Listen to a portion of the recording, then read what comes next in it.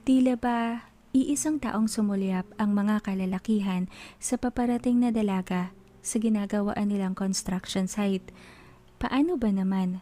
Hakab na hakab sa suot nitong maong na short at hanging blouse ang mahugis na katawan. Maputi ang babae, halatang alaga ang balat at mapustura rin. Saglit itong lumingalinga bago tinungo ang malilim na bahagi ng ginagawaan nilang two-story building. Walang anumang kinuha ang cellphone sa maliit na shoulder bag bago may denial. Sandali pa, humahangos na lumabas sa ginagawa ang proyekto na iyon ang porma na si Ernesto.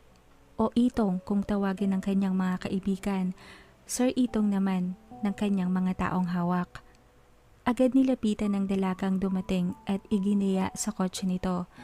Muli, tila iisang tao rin na sumunod ang mga pares ng mata ng mga manggagawang inggit na inggit sa kanilang foreman.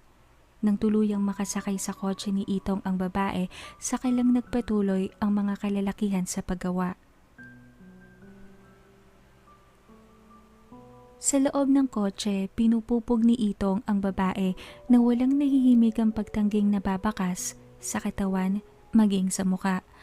Maigi na lang tinted ang sasakyan, hindi kita sa labas ang ginagawa ng dalawa. Ginanahan, naging mas malikot pa ang mga kamay ni Itong sa bawat parte ng katawang nahahawakan. Tila nang iengganyo pa na tinaas ng babae bahagya ang isang hita. Binigyan ng laya ang palad at daliring pumasok sa suot nitong short. Pumaloob naman ng isang malayang kamay sa blouse ng dalaga. Kabila ang dinakma ang bawat dibdib na nasasapnan pa ng panloob. Nang akmang itataas na ni Itong ang suot na blouse ay umawat na ang babae. Nakangiting umiling. "Huwag dito. Huwag muna." Anito pa na tinulak ng bahagya ang nobyo. Kailan pa?" Bagamat nabitin, nagpaawat ang lalaki. Ayaw niya sa lahat yung namimilit ng babae. Bagamat naninikip na ang pantalon sa init ng katawang nararamdaman. Sumandal ang babae sa pagkakaupo, inayos ang sarili saglit. Bago tumitig ng may pangaakit sa nobyo. "Gusto ko sana sa Sunday." Anito. "Sure, saan ba?" Tanong agad ni Itong. Saglit kinagat ng babae ang ibabang labi bago na nalamin. "Uuwi ako sa amin sa Sagbat. Gusto ko kasama ka." Anito pa. Bahagyang napakamot ng batok si Itong. Parang napakaaga naman yata para siya dalhin sa lugar ng babae. Wala pa halos silang 2 linggo. Ang totoo, nakilala niya lang ito sa isang comedy bar sa Timog. Mag-isa lang sa table na umiinom at nanonood ng show. Bagamat nagtataka dahil may itsura naman ng babae at may katawang materyales puwertes ang kamada, walang nagtatangkang lumapit o magpakilala rito. Lakas loob siyang lumapit, simpleng dumika. Sa maiksing pag-uusap, nagtanong si Itong kung may kasama o may inaantay. O may nobyong nasa malapit, mahirap na. Ngunit sinabi ng babaeng wala daw itong kasama, ni walang nobyong naghihintay.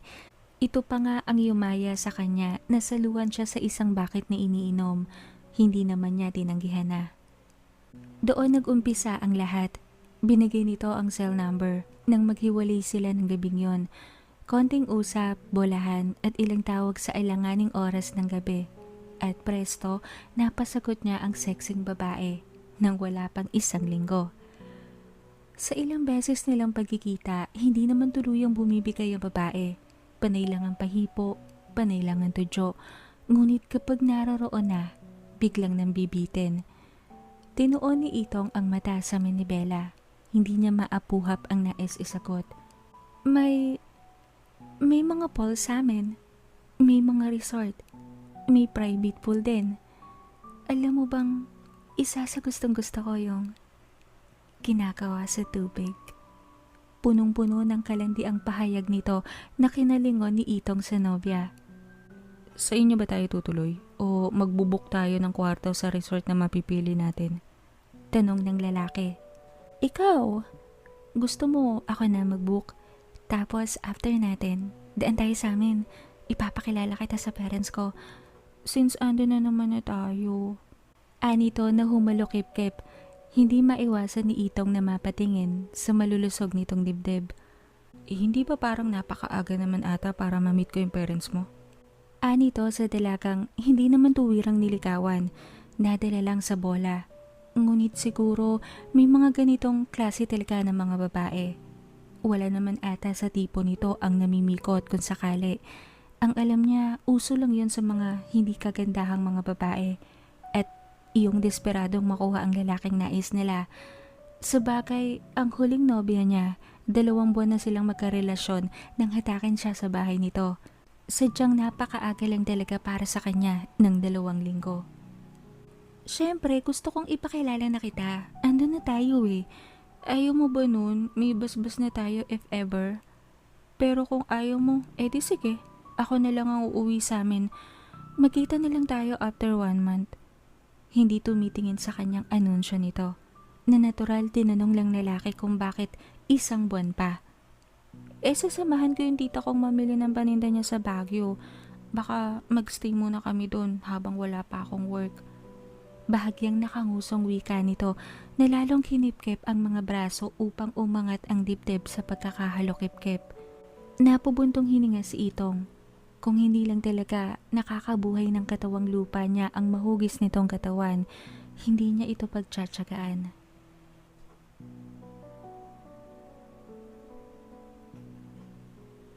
Umaga, araw ng linggo. Nagulat na lang si Itong nang isang taxi ang sumundo sa kanya mula sa apartment na kanyang inuupahan.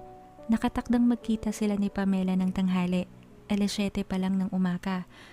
Malinis na at full tank na ang kotse niya. Ngunit may iba pa palang plano ang kanyang nobya. Hindi na niya nagawang magtanong ni magpilit na gamitin ang sariling kotse dahil muling ginamit din naman ni Pamela ang kanyang kahinaan, ang katawan nito. Saglit siyang nilingkes habang kinukuha niya ang mga dadalhin sa loob ng kanyang bahay. Naiiling na binitbit niya ang traveling bag at ang isang sling bag na sinuot sa katawan bago nagpaubaya na lang sa dalaga nang hatakin siya nito at sumakay na sila sa taxing naghahantay sa labas ng gate. Sorry, umarkila ako ng taxi. Ayoko mapagod ka sa pagmamaneho. Kasi papasisiring kita mamaya. Kindat nito bago kinambata na ang walang emosyong taxi driver. Ang napagkasundoan na magbubook ng kwarto sa resort ay hindi nangyari. Lumagpas sila sa sagbat. Lumagpas pa sila sa pinaka-town proper ng Morong. Ngunit tuwing nagtatanong siya sa nobya ay kumagapang ang mga kamay nito. Kung hindi lang talaga may kasama silang iba, tinabi na niya ang sasakyan at sinibasib na ang nobya sa gilid ng daan. Isang arko ang pinasok nila sa wakas. Sitio Malaga ang nakasulat sa arko na hindi na niya halos mapansin sapagkat panay bulong at dila ni Pamela sa punong tenga niya.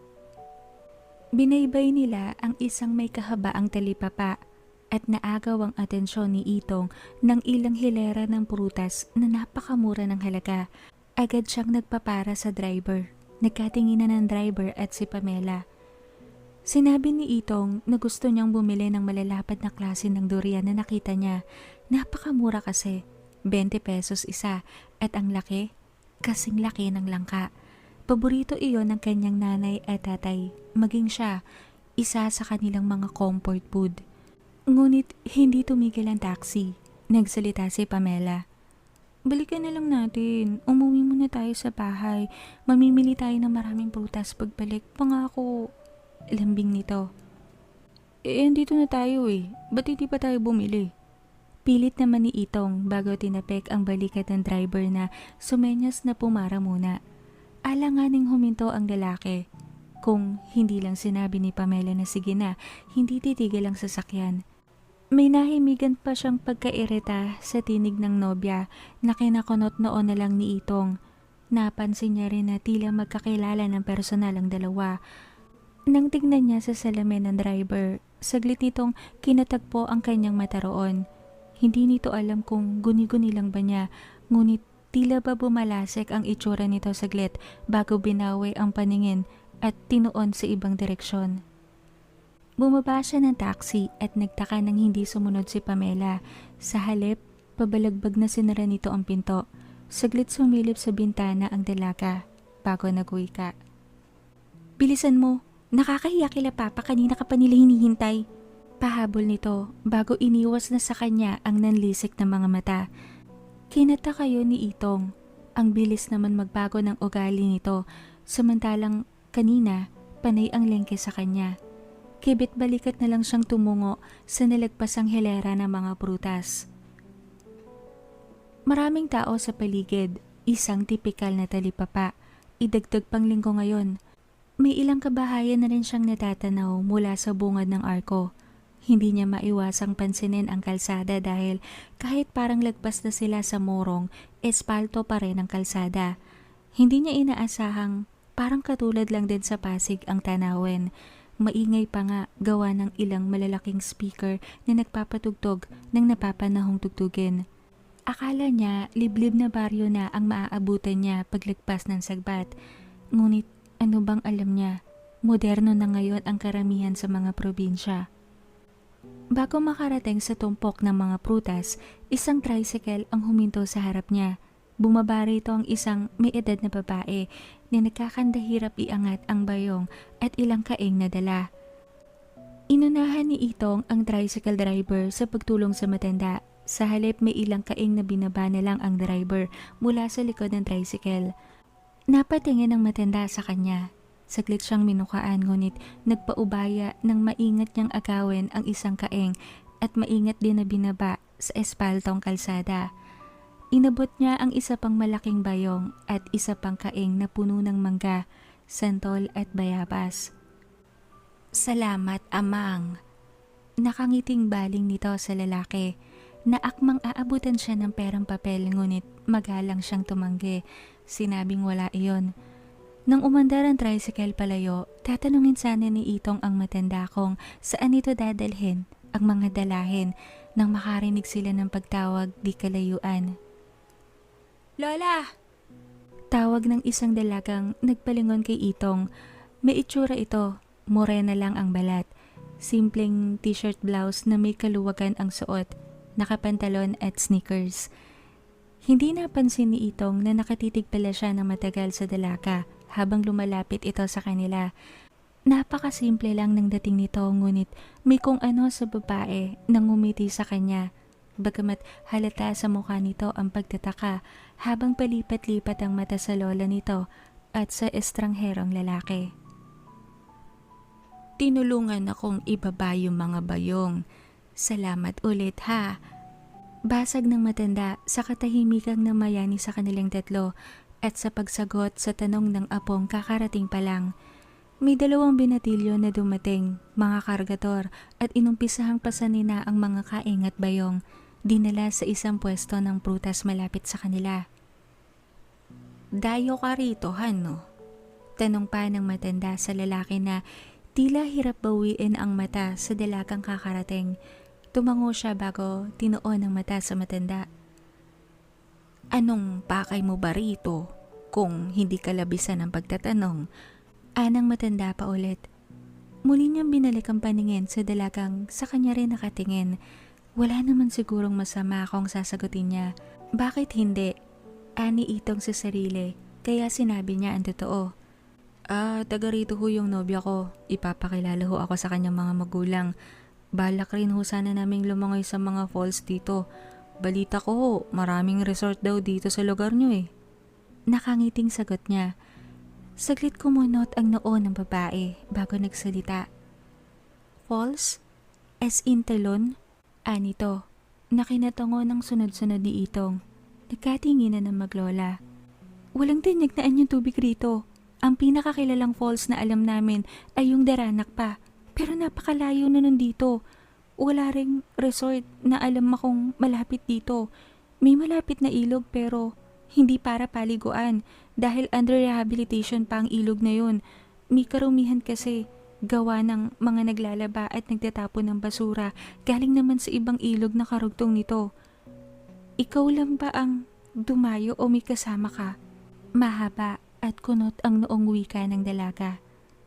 Ako lang, tanging naisagot ni Itong.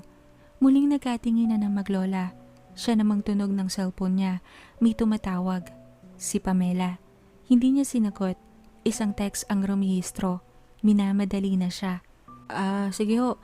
Minamadali na ho ako ng nobyo ko, tumatawag na. Paalam ni Itong na tuloy-tuloy sa isang pwesto ng prutas kung saan maraming durian ang nakadisplay. Matapos abutin ni Itong ang sukle, akmang palakad na siya ngunit may kumalabit sa kanyang balikat na siyang kinalingon niya. Yung dalagang morena na apo ng matandang babaeng kanyang tinulungan.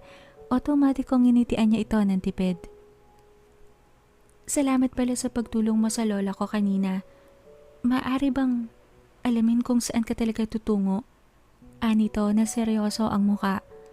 Bagamat saglit na paisip at nais na sanang tunguhin ang sasakyan na pinanggalingan, may kung ano kay Itong na napilitang sumagot. Ang totoo hindi ko alam eh. Natatawang wika niya. Nailing ang dalaga. Halata ang dismaya sa muka. Marahil iniisip nitong napakatanga naman niya dahil hindi niya alam kung saan siya bibitbitin ng nobya, ngunit sumama pa rin siya. Naikibit na lang ni Itong ang balikat.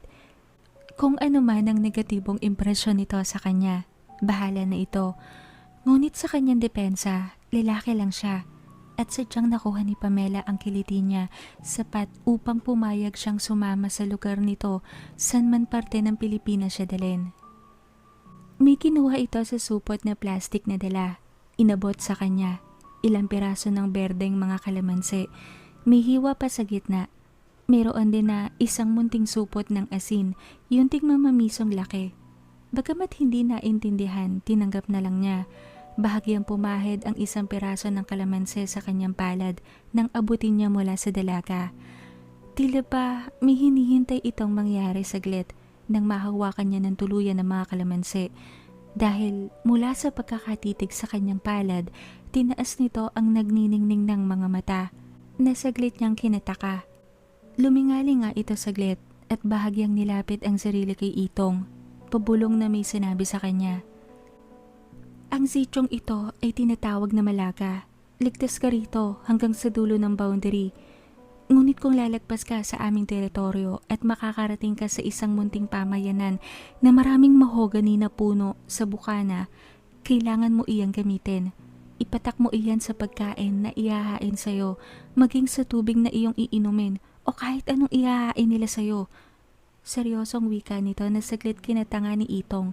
Hindi niya malaman kung matatawa o maiiling. Anong sinasabi mo riyan? Medyo nairitang wika ng lalaki. Nag-uumpisang mawirdohan sa hinayag ng dalaga. Hindi ka ba nakakapanood ng Shake Rattle? Tingin ko naman hindi nagkakala yung edad natin eh. Tandaan mo, kapag nakakita ka ng tabi-tabing puno ng mga mahogani, gumawa ka ng paraan upang makaalis sa lugar na yon o kung saan man na pagdadalan sa'yo ng nobya mo. Tumakas ka. Sinadya naming magtanim ng mga punong iyon upang maging pananda sa ilang dayong minamalas na roon ay mapapadpad. Mahaba nitong sabi. Muling tumunog ang cell ni Itong. Hindi na niya inintindi. Lubos na naguguluhan siya sa mga sinasabi ng dalaga. Tila nasakyan, muling nagsalita ang babae. Maaaring aswang ang nobya mo. 2 dahilan lang yan, kaya kanila dinala rito. Iyayang gawin ka o isasangkot sa ka sa gulay. Tila sumusuko na pagtatapat ng babae. Ano? Tanging sabi ni Itong na hindi makahuma sa mga sinabi ng kaharap. Hindi na sumagot ang dalaga. May kinuha sa plastik, mga kalamansi ulit. Walang pakundangan na nilagay sa sling bag niya bago tumalikod. Wala sa sariling naibulsa ni Itong ang hawak na kalamansi at asin nang muling tumunog ang cell niya. Litong naglakad na rin siya pabalik sa taksing, natakpan na ng mga taong naglisaw sa paligid. Okay ka lang? Tanong ni Pamela sa binata nang sumakay ito. Wala sa sariling nilagay ni Itong ang malaking plastik ng durian sa kanilang gitna, sanhi upang hindi makalapit sa kanya na maayos ang dalaga. Ang Ang mumura pala ng mga prutas dito. Tanging nasabi ni Itong bago tinoon sa daan ng mata. Nagpalitan ng makahulugang tinginan si Pamela at ang driver. Hindi man niya aminin na taniman ng alinlangan ng kanyang isipan, sanhi ng mga sinabi ng dalagang nagbigay sa kanya ng kalamansi at asin. Mukha namang matino ang babae, hindi naman mukhang baliw. Isa pa, may punto ito. Hindi niya kilala ng lubusan si Pamela.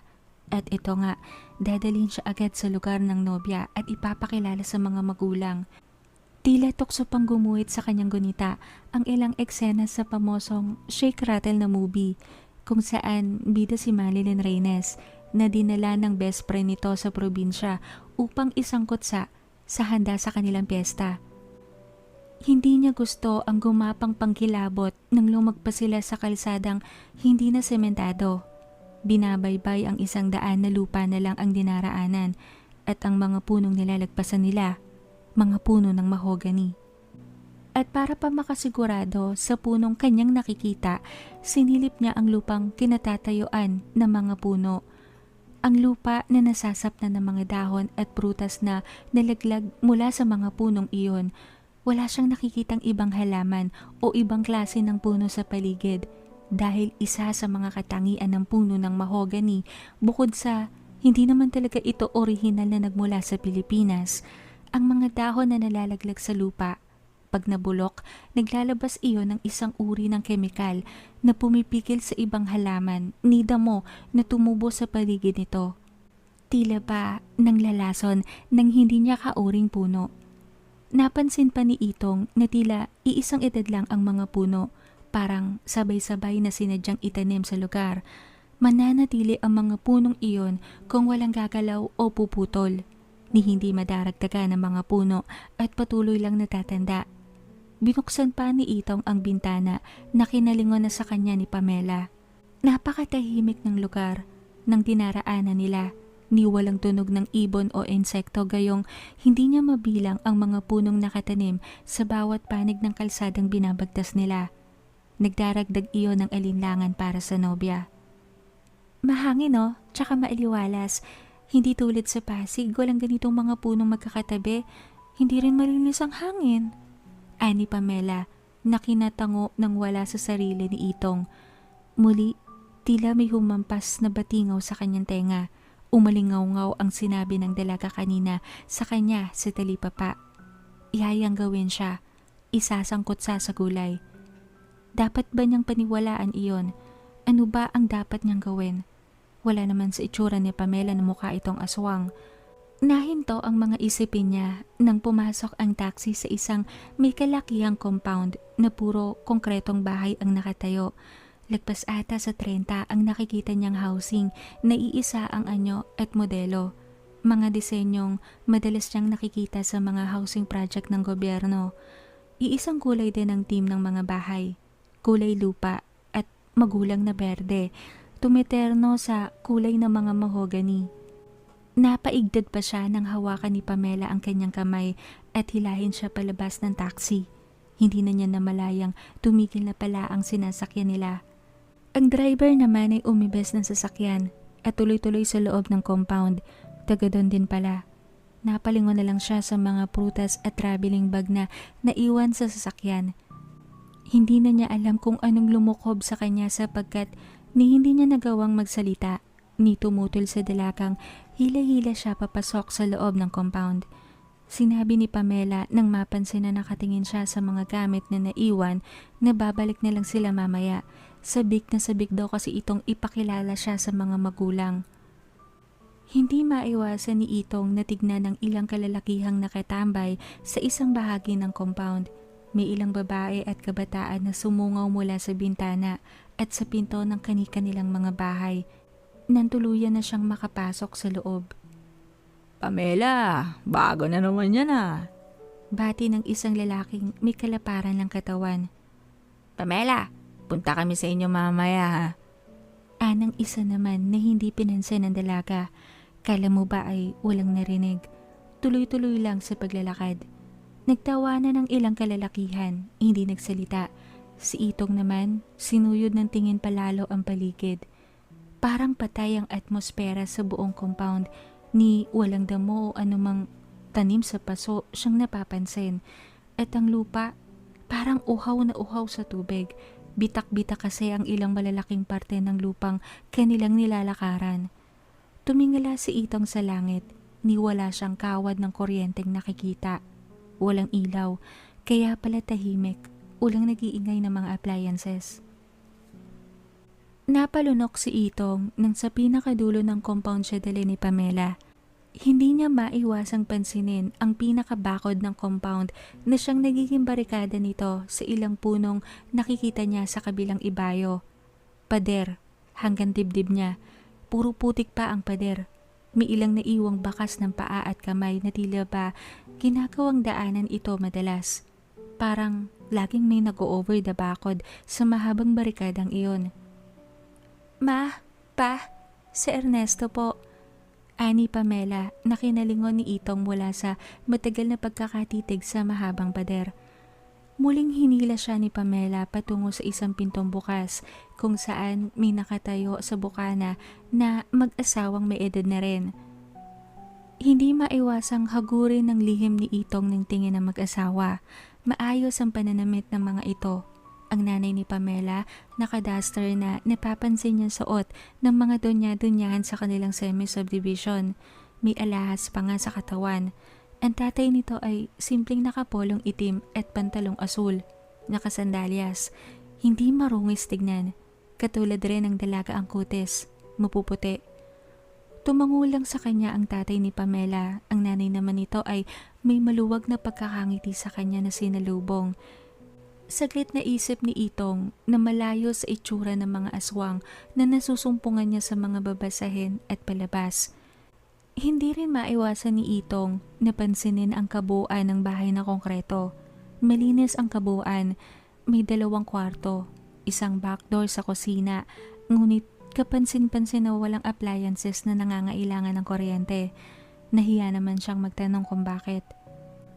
Pamela, anak, dalin mo muna sa silid mo ang bisita mo saglit. Maghahanda lang ako ng pagkain. Tatawagin ko na lang kayo pag handa na. Sandali lang to. Anang ginang na kinatango ng dalaga, sabay hatak sa kanya sa isang pintong naroroon. Napatingin si Itong sa tatay ni Pamelang, tila baliwalang tumalikod lang. Taliwa sa dapat iakto ng ama na ang anak na babae ay magdadala ng lalaki sa sarili nitong silid. Hindi na malaman ni Itong kung anong sumapi sa kanyang kamalayan nang tuluyan siyang hinatak ni Pamela sa loob ng silid nito. Tila ba siya nabatubalani at ni hindi makapagsalita, ni hindi niya nga nagawang batiin ng kamusta ang mag-asawang magulang ng nobya. Nang makapasok sa loob ng silid, nilak ng dalaga ang pinto. Maging ang bintanang nagbibigay ng preskong hangin ay sinara rin. Naging kulubduloy ang loob ng silid. Umalinsangan. Binuksan ni Pamela ang munting lampara sa ibabaw ng tokador, tapos ay tila walang anumang nagubad ng damit. Maging mga saplot ay tinanggal. Napalunok si Itong sa kahubda na nasasaksihan. Inabot ni Pamela ang isang makapal na roba at sinuot, bago lumapit kay Itong na nakatayo pa rin. Lito man sa nangyayari, tila nangibabaw ang init ng kanyang katawan para sa babae, lalo na nang lapitan siya nito. Napaupo na lang si Itong sa katre. Paharap na kinandungan siya ni Pamela. Tinanggal nito ang robang nakatakip sa dibdib, na lalong kinatuyo ng lalamunan ni Itong. Inabot niya ang labi ng dalaga, na marahas naman siyang hinalikan pabalik. Gumapang ang mga kamay niya sa malulusog nitong hinaharap. Sumabunot naman ang mga kamay ni Pamela sa kanyang buhok. Inawat siya sa paghalik at iginaya sa dibdib nito na siyang sinunod niya. Kabila ang pinagpala ang bawat dungkot ng dibdib ng dalaga. Pagapang na rin sana ang mga kamay ng dalaga upang tanggalin ang damit niyang suot. Nang kapwa sila matigilan sapagkat nakarinig ng malalakas na pagkatok na nagmumula sa pinto sa labas. Narinig nilang bumukas ang pinto. Galit na binulyawan ng nanay ni Pamela ang sinumang kumatok. Huwag daw munang manggulo dahil hindi masarap kapag takot. Ngunit tila hindi pinansin ng isang kasama ng kumatok ang mga sinabi ng nanay ni Pamela, sapagkat sinabi nito na dapat raw hati-hati ang lahat. Hindi tuwirang maintindihan ni Itong kung ano ang kanilang ibig sabihin. Nahati siya sa init ng katawan at sa kamalayan sa paligid. Lalo pa nang tinulak na siya pahiga ng dalaga.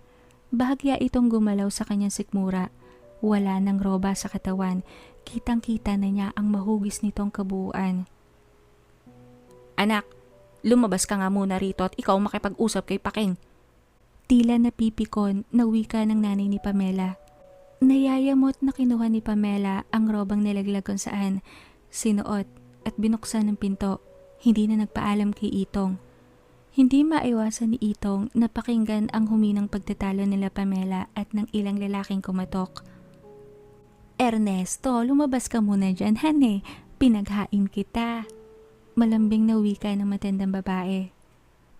Saglit bumuntong hininga si Itong. Pinilit kinalma ang sarili dahil buhay na buhay pa ang dugo niyang nag-iinit sa buong katawan. Nang makalma ay lumabas na si Itong ng silid. Iginiya siya ng ginang sa isang may kalaparang lamesa. May malukong roon ng nilagang baboy. Umuusok pa ang kanin at isang baso ng malamig na tubig. May sasabihin sana ang nanay ni Pamela sa kanya, ngunit kapwa sila napalingon sa pintong nakasarado. Mula sa labas, tumatagos ang pagtatalong, lumalakas na naman. Maagap siyang pinigilan ng nanay ni Pamela nang magtangka siyang tumayo. Sa halip, sinabing kumain na lang siya. Lumapit ito sa pinto, sinabing usapang magkakamag-anak lang daw iyon at wag nang intindihin. May utang daw kasi si Pamela sa mga ito at dahil ngayon lang daw nakauwi ang dalaga, pinipilit na singilin. Wala naman siyang nagawa, kundi sumunod na lang. Kung tutuusin, wala pa siyang kain at mag-aalas 12 na rin, kaya nang malanghap niya ang mabangong samyo ng bagong aning bigas ay kumalam ang kanyang tiyan. Ngunit nang kutsarain niya ang nilagang baboy ay saglit siyang natigilan. May kakaibang lensa siyang naaamoy. Akmang magtatanong siya sa ina ni Pamela na sa pinto nakatuon ng pansin nang makarinig muli ng singhalan. Gustuhin man niyang makiepal sa nangyayaring sagutan sa labas, hindi niya magawa. Dayo lang siya rito at hindi pa niya kilala ng lubusan ng dalaga. Ngunit aaminin niya na bahagya siyang nata-turn off sa anghang nitong magmura. Palengkera ang ugali, isa sa mga katangiang ayaw na ayaw niya sa babae. Muli niyang tinoon ng pansin sa pagkain na hinain ng nanay ng dalaga. Muli niyang kinutsara ang sabaw. Malalaki ang tipak ng karne. Kulay pink pa nga. Lalong sumagitset sa ilong niya ang kakaibang lansa. Muling naalala niya ang sinabi ng morenang dalaga sa talipapa tungkol sa pagkain na ihahain raw sa kanya. Wala naman sigurong mawawala kung susubukan niya. Mula sa bulsa, kumuha siya ng isang mihiwa na ang katawan at pinatak sa nilagang baboy. Lalong lumansa ang samyo na nanggagaling sa ulam. Bumula pa nga saglit. May tila kung anong lumutang mula sa saglit na pagbula ng sabaw. Napahindig si Itong nang makitang ang pinkish na mga karne kanina ay naging tenga ng tao.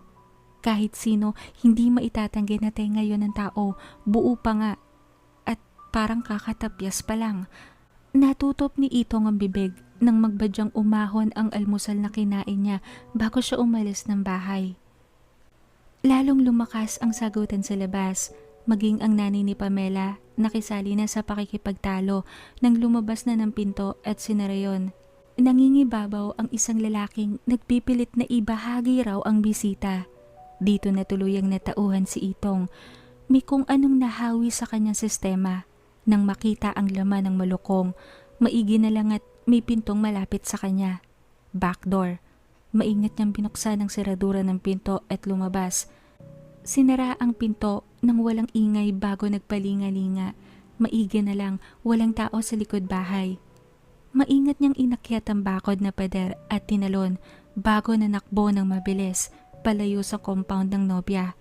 Ilang mahabang hilera ng mahogani ang kanyang nalagpasan.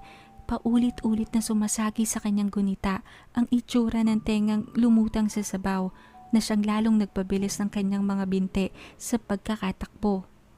Hindi na niya inalala ang traveling bag sa taxi at ang biniling mga prutas.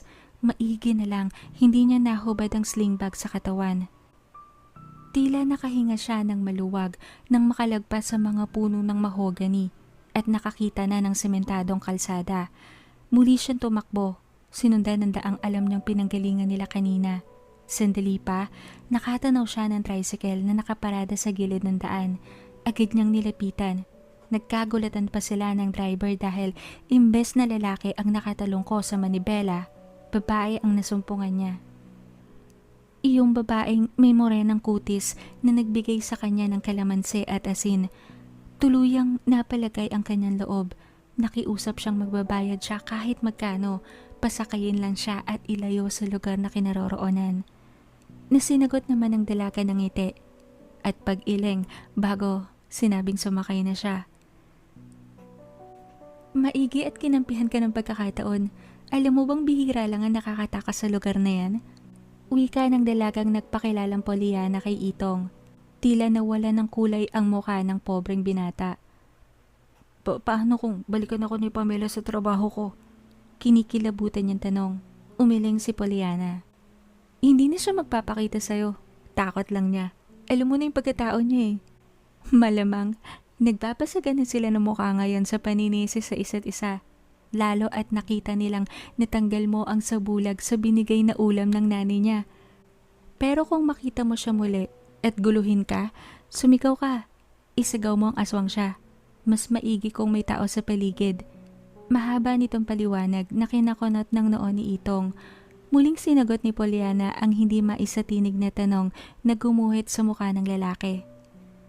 Ang mga aswang kapag natuklasan mo na ang tunay nilang katauhan, hindi na sila makakalapit sa'yo nang hindi magbabago ang kanilang anyo.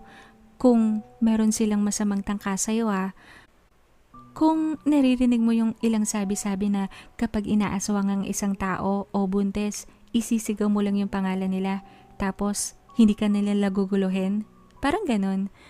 Tila isa iyong natural na bagay na nakakapagligtas sa atin laban sa mga nilalang ng dilim tulad nila. Bukod pa sa mga pangontrang binigay ko sa'yo. Kapag lumapit siya sa'yo sa wangis na tao, kusang magbabago ang itsura niya kapag sinigaw mong aswang siya. At nakakahiyang bagay yon para sa mga katulad nila. Mahabang paliwanag ni Pollyanna. Mas maigi pa nga kung may ibang taong makakasaksi sa pagbabago niya ng anyo.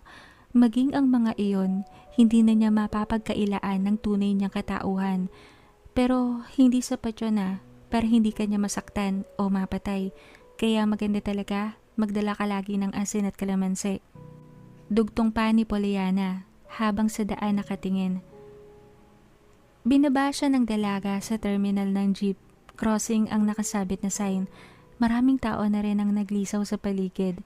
Isang malaking pamilihang bayan ang natatanaw niya sa malapit. Tuluyang nakahinga ng maayos si Itong. Alam na niya ang biyaheng iyon. Hindi tinanggap ni Pollyanna ang perang inaabot ng lalaki kahit anong pamimilit pa ang gawin nito. Ngunit bago siya umalis, kinuha ng lalaki ang cell number niya. Natatawang nilabas ni Pollyanna ang 6600 na Nokia cellphone sa bulsa at pinakita kay Itong ang kanyang number. Bago sumakay sa jeep, muling kumaway at nagpasalamat si Itong sa dalagang si Pollyanna.